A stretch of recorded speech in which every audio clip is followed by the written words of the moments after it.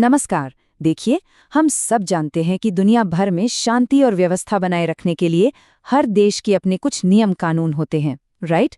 ये एक बहुत ही नॉर्मल सी बात है। लेकिन क्या हो जब ये कानून व्यवस्था बनाने के बजाय खुद ही एक पहेली बन जाएं? आज हम कुछ ऐसे ही अनोखे और हैरान कर देने वाले नियमों की पड़ताल करने वाले हैं, जो पहली बार सुनने पर महज किसी मजाक जैसे लगते हैं, लेकिन असल में पूरी तरह से सच हैं। जरा सोचिए, एक साधारण सी कागज की पतंग, आधी रात के सन्नाटे में टॉयलेट का फ्लश और चेहरे पर एक हल्की सी मुस्कान।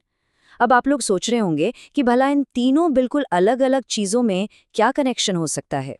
शायद ये सवाल थोड़ा अजीब लगे, लेकिन दिलचस्प बात यह है कि ये तीनों ही चीजें दुनिया के अलग-अलग हिस्सों में कुछ बेहद सख्त और विचित्र कानूनों का मुख्य केंद्र हैं।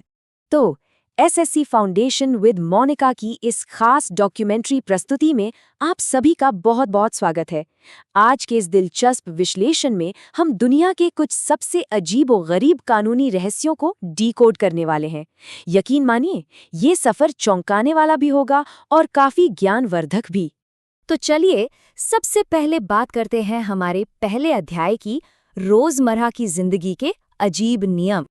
आमतौर पर अगर सड़क पर चलते हुए गलती से हमारा पैर किसी गिरे हुए नोट पर पड़ जाए तो हम उससे बस एक छोटी सी मानवीय भूल मानकर आगे बढ़ जाते हैं। लेकिन अगर आप थाईलैंड में हैं तो सावधान, वहां इसके लिए आपको सीधे जेल की सख्त सजा का सामना करना पड़ सकता है। ये विरोधाभास अपने आप में बेहद नाटकीय है। अब इसके पीछे का कारण क्या है? दरअसल इसके पीछे थाईलैंड की दंड संहिता का अनुच्छेद 112 है, जिसे लेज मैजिस्टे कहा जाता है। होता क्या है कि थाईलैंड की हर करेंसी नोट पर वहां के सर्वाधिक सम्मानित नरेश की तस्वीर छपी होती है, और इस कानून के तहत राजशाही का किसी भी तरह से अपमान करना एक बेहद गंभीर अपराध है। तो नोट पर पैर रखने का सीधा मतलब राजा के अपमान से जोड़कर देखा जाता है। रात के 10 बजे, जी हाँ, ठीक रात 10 बजे। अमूमन ये वो समय होता है जब हम सब अपनी दिन भर की थकान मिटाने के लिए सोने की तैयारी कर रहे होते हैं। लेकिन एक खास देश ऐसा भी है जहां घड़ी की सुई के 10 पर पहुंचते ही एक बहुत ही आम सी गतिविधि अचानक से गैर कानूनी हो जाती है। और वो देश है खूबसूरत स्विट्जरलैंड।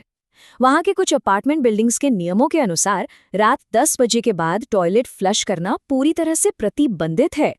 जी हाँ, सरकार इसे बाकायदा ध्वनि प्रदूषण की श्रेणी में रखती है।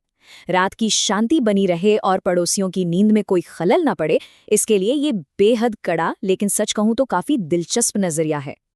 खैर, अब जरा इस तस्वीर को देखिए। अब हम रुख कर रहे हैं ऑस्ट्रेलिया का, क्योंकि हमारा अगला अनोखा कानूनी नियम इसी देश की जमीनी हकीकत से जुड़ा है। ऑस्ट्रेलिया के विक्टोरिया राज्य में घर का एक साधारण सा लाइट बल्ब बदलना भी कानूनी रूप से प्रतिबंधित है। मतलब आप खुद से बल्ब नहीं बदल सकते। ये काम केवल एक लाइसेंस प्राप्त इलेक्ट्रिशियन ही कर सकता है। अगर कोई खुद हीरो बनकर इस नियम की अनदेखी करता है तो उस पर $10 का जुर्माना लग सकता है। सुरक्षा को पक्का करने का ये तरीका थोड़ा अजीब जरूर है।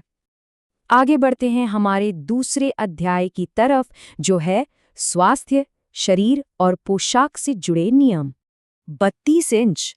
अब ये कोई आम नंबर नहीं है, बल्कि एक पूरे देश के स्वास्थ्य अभियान की एक बेहद सख्त सीमा रेखा समझ लीजिए। इस लिमिट को पार करना मतलब सीधे सरकारी रडार पर आ जाना।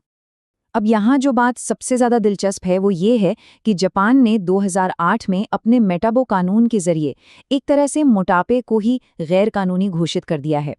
40 साल से ज्यादा उम्र के पुरुषों की कमर 32 इंच और महिलाओं की कमर 36 इंच से ज्यादा नहीं होनी चाहिए। हालांकि इसका मुख्य लक्ष्य व्यक्तियों को जेल में डालना बिल्कुल नहीं है, बल्कि ये कानून वहां की कंपनियों और स्थानीय सरकारों पर दबाव बनाता है ताकि वे एक स्वस्थ जीवन शैली को बढ़ावा देने की जिम्मेदारी लें। अगर हम कपड़ों की बात करें तो दुनिया में कई ऐसे देश हैं जहां आम नागरिकों के लिए सेना के छलावरण यानी कैमोफ्लेज पैटर्न वाले कपड़े पहनना सख्त मना है। जमाइका, बारबाडोस और सऊदी अरब जैसे देशों में इस तरह के कपड़ों पर एकदम कड़ा बैन है।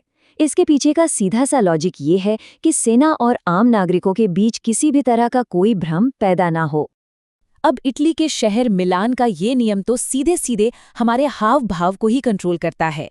मिलान के नागरिकों को कानूनी तौर पर हर समय जी हाँ, हर समय मुस्कुराते रहना अनिवार्य है। इसमें केवल अस्पताल जाने वालों और अंतिम संस्कार में शामिल होने वाले लोगों को ही छूट दी गई है। अगर कोई बिना वजह उदास या बिना मुस्कान के दिख जाए तो उस पर भारी जुर्माना लगाया जा सकता है ना कमाल की बात।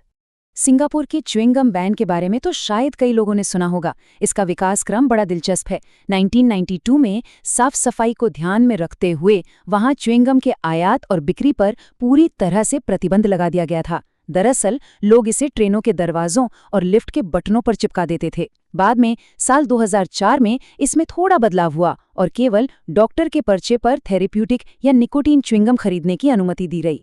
फिलीपींस की दंड संहिता में एक बहुत ही अनोखा अपराध दर्ज है जिसे अनजस्ट वेक्सेशन कहा जाता है। आसान शब्दों में कहें तो ये एक ऐसा काम है जो जानबूझकर किसी दूसरे व्यक्ति को परेशान या नाराज करता है।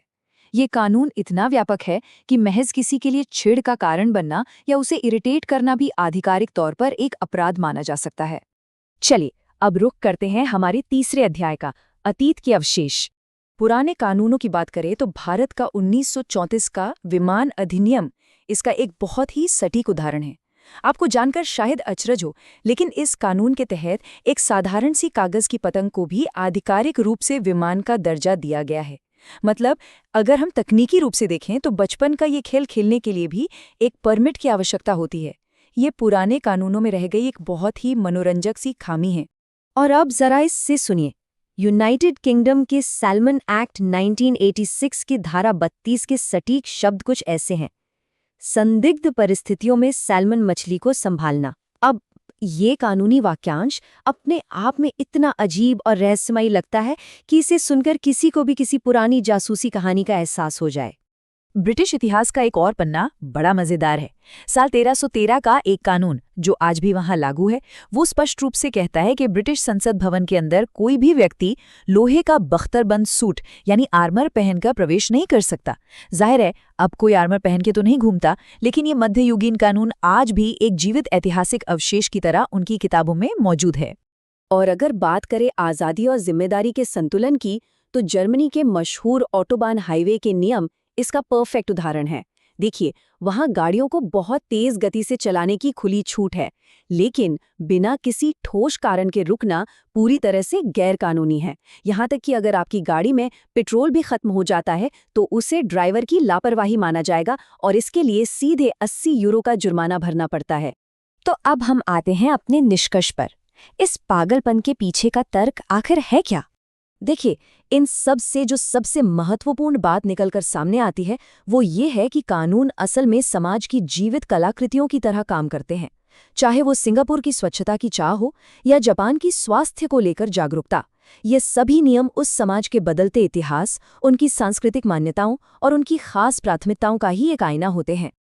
अब जैसे जैसे हमारी सभ्यता आगे बढ़ रही है, हम सबको एक बात पर जरूर विचार करना चाहिए कि आज के हमारे वो कौन से बिल्कुल आम और सामान्य से काम होंगे जिन्हें भविष्य की पीढ़ियां हमारे समय के सबसे हैरान करने वाले कानूनों के रूप में देखेंगी। जरा सोचिएगा इस बारे में। इसी दिलचस्प सवाल के साथ एसएसटी फाउंडेशन विद मोनिका की ये खास डॉक्यूमेंट्री प्रस्तुति यहीं समाप्त होती है। ऐसी ही और भी कमाल की जानकारियों के लिए हमारे साथ जुड़े रहें।